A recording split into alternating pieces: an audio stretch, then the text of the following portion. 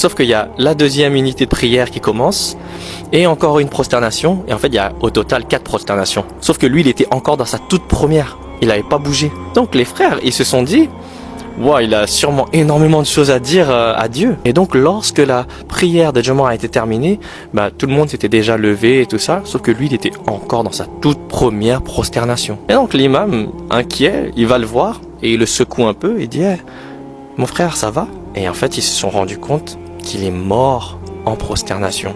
Allah a repris son âme dans la meilleure des positions, dans le meilleur état. Subhanallah. Il est mort 4 jours après s'être converti et après avoir accompli toutes ses prières et sa première prière du vendredi. Allah a repris son âme en état de pureté.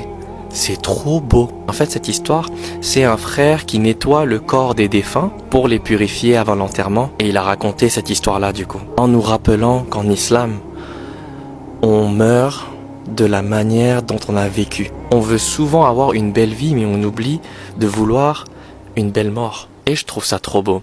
Parce que du coup, lui, Allah a vraiment effacé tous ses péchés à sa conversion.